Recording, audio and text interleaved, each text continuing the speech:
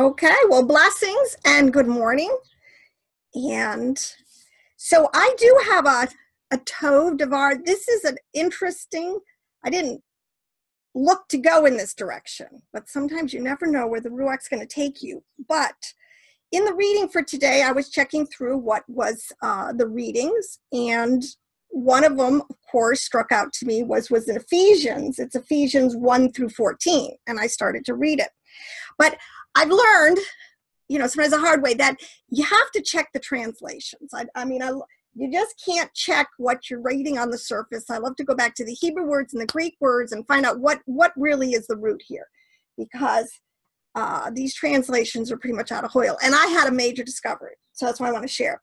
But it's called lot casting, our divine inheritance, which truly, biblically, our inheritance was divinely cast by the Father. So he cast lots too. So let's get into that. So what I did, I never really did a deep study before on casting lots. And there's so much information, and it is such an unbelievably, and I want to say biblical concept. So to just start out with, now this is one thing I've learned also. Let me just share this. There is always a way. Something can be done by the profane in a profane way, and then the same thing can be done by the holy in a holy way. And the same thing with casting of lots. Obviously, there are many people in the world today, and we've probably all done it. You flip a coin, you throw the dice, you pick the short stick, in a way to decide something. Who's going to get picked to go and tell the bad news or whatever. And gambling, of course, and then on its total flip side, you do get a very addictive behavior. You get, this is how you just can take something holy and make it so negative. You get into a whole world of gambling, which produces no good work. But lot casting, as a believer in covenant and fellowship with Yahweh, the biblical record, this is something so holy and that can have such a holy outcome. It's just amazing. So, and little things like the word lots is used 70 times in the Old Testament. So there again, you have that word 70. That's a great number. I mean, the number 70. Lots is used 70 times. But let's go into the text, and I'll just give you a couple of verses. I started reading, like I said, in Ephesians 1 in chapter 1 in verse 4. And it talks about, for he chose us, Yahweh Elohim chose us believers in him before the creation of the world, to be holy and to be blameless in his sight. He predestined us to be adopted as his sons through Yeshua HaMashiach, in accordance with his pleasure and his will, in the praise of his glorious grace, to the praise of his glorious grace, which he has freely given us in him, the one he loves. In him we have redemption. We have redemption through his blood. We have the forgiveness of sins in accordance with the riches of Elohim's grace that he has lavished on us in all wisdom and understanding. And he has made known to us the mystery, and there's this great word mystery, of his will, according to his good pleasure, which he purposed in Messiah, to be put into effect when the times will have reached their fulfillment, to bring all things together in heaven and on earth together under one head, even Mashiach, Messiah. In him, and this is where I was reading and I started checking a couple of these words like predestination, and of course I know what mystery means and things, and then I went into in him we were also chosen, having been predestined according to the plan of him who works all things out in the conformity of his purpose and his will, in order that we who were first to hope in Christ might be for the praise of his glory. And you were indeed in Christ when you heard the word of truth, the gospel of your salvation. Having believed, you were marked in him with a seal, the promised Holy Spirit, who is a deposit guaranteeing our inheritance until the redemption of those who are God's possession. Elohim's possession, to the praise of his glory. So I looked up this word, and actually I'm reading out an NIV, and I think I was reading something else, and the word was inheritance. In verses 1:11 and in 1:14, it's the word inheritance. And I started and it is to cast lots. And I was so blown away, because technically it should be, but of course they wouldn't in these translations, because we have so severed ourselves from our roots that we would not even think that Elohim would choose us by lot. So let's go into a couple of the verses where this concept of lot is used. And to give let's just say the moral of the story, so to speak, it talks about in Proverbs 18:18, it says that the casting the lot ends quarrels and separates strong opponents. And in Proverbs 16:33, it says the lot is cast into the lap, but the whole disposing thereof is of the Lord. Now, in studying this out, in ancient times, the inheritance determined by lot casting was a practice attested by all over. Secular historians, Tacitus talked about it, Herodias talked about it, it's in our text. So this was a very common practice. And, you'll get all sorts of opinions, and I suppose it really was done. The Urim and the Thummim, and I don't know if I probably said that totally incorrectly. You can correct me. I know there's a lot of ways. Urim and the Thummim, that was a lot casting, those to the pouch that was on the priest's breastplate. That there was an inside pouch and there were two stones. That's a lot of the testimony that people will ferret out of the text, and that they would cast, the high priest would take the stones out, a yes and a no, a white stone, a black stone, whatever, and to cast it out. The cast means to throw out. So you really are physically doing something. You're throwing out stones, sticks, or pebbles, whatever you would be using. But what is the deeper meaning? Why would these people be doing this? And my supposition, of course, is that our ancients were much more, and I say ancients, I mean our patriarchs, all right, the root system that we come from, and is attested to as the secular nations did this too. But they were much more aware, cognizant, had lived through and had history attesting to it in a much more recent way of the supernal realms, of everyone interfacing together. Angels were very much present in our Old Testament. They don't freak out like people do today. Like, oh, you were talking. We just don't have the correct, in my opinion, a mature biblical understanding of what we're dealing with. But the one thing that is overarching is that an understanding that the sovereign, and if you want to say providence, or we would say our Adonai Eloheinu, our high God, high Father, is in control. There is no chance. There is no, coincidence. He divinely is so in touch with every single little detail and increment of time and thing that, well, why wouldn't you cast lots? Because obviously, so let me because a lot of this, I ruminate a lot on a certain verse that comes back to me. It's one of my meditative verses, and it says, for in him, in Yahweh, we live, we move, and we have our being. And it is this concept that he is so pervading our body, our soul, and our spirit, has everything under control, that this concept of doing things by lot is, well, why not? He totally give it to the Father. He can figure it. Father knows best. It's not the way it is used a lot of times in the Old Testament, though. Now, the flip side is you don't start casting lots to what you're going to have for breakfast. There's a holy and there's a profane. When in a holy, and now let me go into the text and give you some of the examples and think about how monumental decisions were made by lot casting. And why would you lot cast? Because it's evident in the text they use lot casting for oracles, for decision making, to ferret out wrongdoers, for Yahweh to expose darkness. And the reason is that lot casting is in the sense of you are putting the decision above reason and will, above areas of cognitive intelligence that we have. Now, many decisions we are expected to be mature, to think, to weigh situations, to make decisions based on Torah.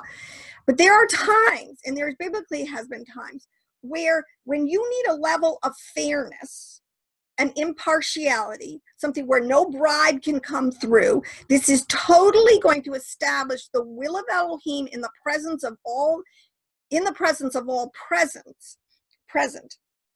So the lotteries, they're above reason, and they're above man's ability to perceive, discern, or know that they are true. So when you say, let Yah's will be done, you know, at times, so what is Yah's will? So let's just go through a couple of these places.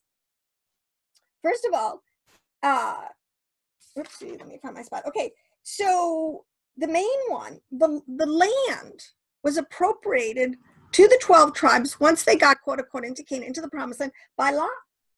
Now that's a real fair process, because, you know, you can't have Judah in the south saying, you know, Ephraim up north, and how the land, you know, they were pushed, so because certain land would have certain agricultural benefits, or maybe it would have more water or whatever. It was done by lot. The father was the final say, and he chose the apportion in the promised land.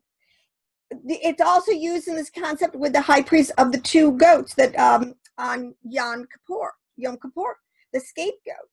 This decision was done by lot, which goat would be chosen for to go into the desert as you know, the sins in the desert by Azazel, that whole concept, or which goat would be sacrificed in the holy temple service, done completely by lot. Because the point, let me say, the whole point is the inward parts of man. This is the whole point. We can never know the inward parts of another person, sometimes even of ourselves, or sometimes of even Elohim's inner will. That's why it is such a, I believe, a fundamentally used biblical practice, because only Yahweh knows, he says, the inward parts, which is a whole, another euphemistic way of talking about the soul life, what's inside of a person. It says, for out of the heart come the issues of life. It is this, what's going on inside in our soul life, in our mind, in our body, in our emotions. That's where our real decisions are coming from. So back to this, Jonah, also it says, let me go back into the division of the land. In the millennial kingdom, the tribes we will again be assigned our portions in the land by lot. Let's see, the division in the time of Noah, the three sons, Shem, Ham, and the earth was divided again by lot. So this is all according to Yahweh's plan that is going on here. Jonah, and on a flip side, you can see how it was a common practice among the pagan. In Jonah, when he's on the boat and, you know, the storm's coming and they're trying to figure out, well, who is the wrongdoer here? Who has the one who has put us in peril with, quote unquote, the gods, all right? And the lot is cast on Jonah. So see how this concept of the absolute providence of Elohim is in the culture of the time. The priests were, and the Levites were given a lot of their cities, were given their cities by lot. Saul became king by lot. You know, which one among them would be king by lot? And then it gets into, there's a very important story with even between Jonathan and Saul, and which one of them had sinned and caused a loss in Israel in their battles, and the lot fell on Jonathan. So also, my last thing on this point, to show some of these connections biblically, Purim. So I didn't know this, the festival, the Feast of Purim, gets its name actually from Pur, which is Persian for lot. And the whole point is that Haman, you know, the evil Haman, chose his day to destroy the Jews by lot. He picked that day. You know, I was just thought of the 9th of Aviv. There was something in there, because didn't Haman do that? Didn't he pick the 9th of Aviv? 9th of Aviv, maybe I'm wrong. That came into my brain. I could be wrong. Anyways, so here you have a concept of even the heathen using this casting of lots for decisions. So this whole concept, now let me just go into in the New Testament now a little bit. So here we have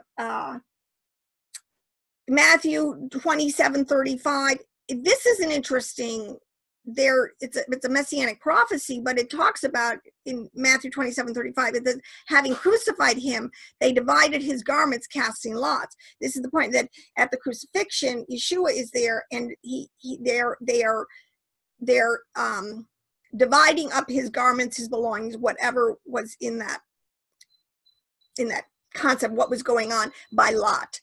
And that is actually a direct fulfillment of Psalm 22:18, a psalm of David, where he says prophetically forthtelling, they divide my garments among them and cast lots for my clothing. So we see this again in the New Testament. We see it in Acts 1:23 again, where after Judas has left them, so to speak, that his true fruit was played out. He obviously was not one of them. He was from the other side. It says in Acts 21:23. So they put forward two men, Joseph, called Barabbas, who was also called Justus, and Matthias, and they prayed and said, yes, Lord, or you, Lord, who knows the hearts of all men. So again, we see it completely fleshed out in agreement with its whole concept used Old Testamentally. Who knows the hearts of all men, show which of these two you have chosen to occupy this ministry and apostleship from which Judas turned aside to go to his own place. And they drew lots for them, and the lot fell to Matthias, and he was added to the 11 apostles. So again, we see our Essene brethren at the time of Yeshua, again, continuing this practice, especially in areas where you do not want to show favoritism. You want to totally get Yah's will in a situation, and he who knows the inward parts, who would be best suited. A lot of times, maybe in our governmental, actually, let me just say, in our government, in America per se, even this whole concept, I'm convinced of the vote, it's casting lots. I think this is very Ephraimite. This is from the tribes, the concept that you would choose your government by casting lots, and whoever got the most votes, technically would be the person determined by Yahweh. I think that there's a real biblical principle in that. So going back into this now, into Ephesians, I want to say that so in Ephesians 1:11, it says, in him, in Yahweh, in whom also we have obtained an inheritance, having been predestined according to the purpose of the one working all things according to the counsel of his will. So who works all things together for good? Of course, our Yahweh Elohim. This word, and it's used again in Ephesians 1:14. It's again, the Spirit is the pledge of our inheritance until the redemption of those who are God's, Elohim's possession, to the praise of his glory. Now, the word there that is translated inheritance is actually in its root 2820 in Strong's and 2817. So 2817, 2819, and 2820 are all off of the same root, kleru, which means to assign by lot cast. So this gets in, now this is where you get into the mystery. Like, why? So then it has nothing to do with our merit. It has nothing to do with our works per se. It has nothing to do, what is the mystery? Why did we in the lot get, and this is what on the right side, why are we coming from the root system that is of the sons of Israel, of his inheritance? Because again, back down to the inheritance, but just to read it, it says, it is used again to obtain an inheritance, and it is used in the Greek text, literary reading, in whom Christ, Messiah, indeed we were lot cast. And again, the cognitive in 2817 used in 114, again, it's saying that it's an heir, apportioned inheritance by the casting of lots. It's an inheritance awarded by divine lot. So first of all, if you take this, see, because my whole thing is to what I've learned, Yahweh never breaks typology. He establishes an archetype, and the reason you can always know that you're tracking in truth is if you can establish the correct archetype. It always should be, you should never be trying to put a round peg in a square hole. No, a square peg in a round hole, all right? Because it doesn't fit. But if once you establish the correct archetype, everything should always fit. It should always fit. It should all the way down seamlessly, up and down. But the point is, if the land is apportioned by inheritance, or the inheritance of the land is apportioned by lot, then it would only make sense that our spiritual inheritance is also apportioned by lot. And it is apportioned by lot because, again, we were foreknown. Foreknown. See, a lot of these words, I love Ephesians. It is an absolutely beautiful, Paul has just such a way of writing and capturing. But actually, in his writings, there's a lot of the trend. We don't think what he's really thinking, in my opinion, because he is, obviously, Hebrew of the Hebrews, he is schooled in all of the Hebraic theology correctly and accurately from the time, per se. And especially now as a believer in Yeshua, he has access, I'm sure. Well, we won't get into all that. I don't doubt Paul's veracity and his ability to discern truth. All right. So when he is telling us how we have been foreknown, this goes back to the concept. We were foreknown before the foundations of the world. What did Yahweh foreknow about us? I mean, we didn't have a body back then. He foreknew us. He who knows the beginning from the end foreknew that we would choose. Not only would we choose righteousness, we would stick with it. Because again, this is where it gets into the free will. This is why I see it as a real mystery. This is why you have people like Calvin on one end, and predestination on one end, and others the free willers. But it's two sides of the same coin. And it is only, in my opinion, by understanding it on the level of the mystery, the sod level, that you can put like what seems like two sides of a coin, put it together and get these understandings. Because yes, it was our spiritual, we were foreknown because we truly are. And I guess my whole point in this is letting us elevate ourselves truly to a level of understanding that we are divinely lawcast, that we are placed spiritually and physically in our generation. Because again, I believe there's no accident. This is that in the family of Elohim. Okay, so like a lot of us, I mean, I'm the only, I suppose you can sign, believer in my family. I mean, nobody else really cares. They don't have the level, the intensity, the zealousness, the just hunger and thirst, right, for righteousness that a lot of us feel amongst our families, our clans, where we live, what we place. That's not an accident. See, we have been placed specifically in our little time and place and piece of the planet, bloom where you are planted, because Elohim has a divine purpose and plan. And he foreknew that we would finish the race.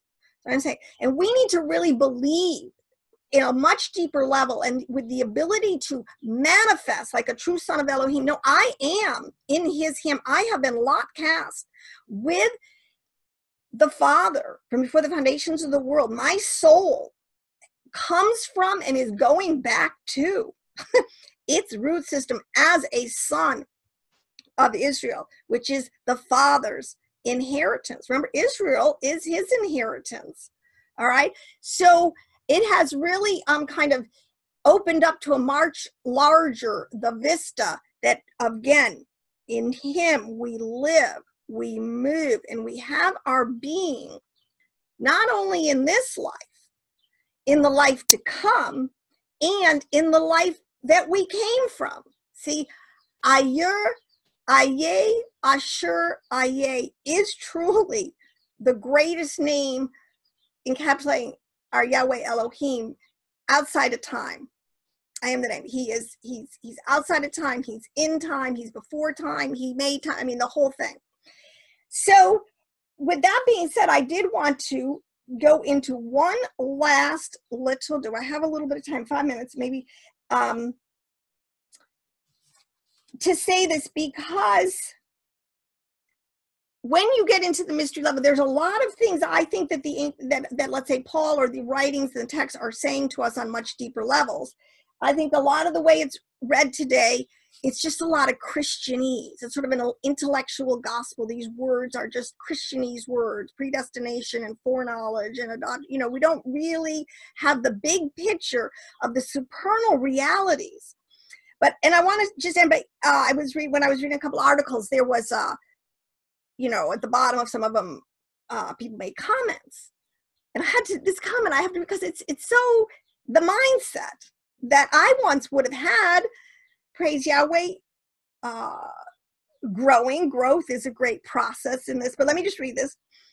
This was after a guy had written an article about, the biblical concept of lot casting, and then somebody commented, actually, a friend was just asking me about this week, and I'm quoting a quote here.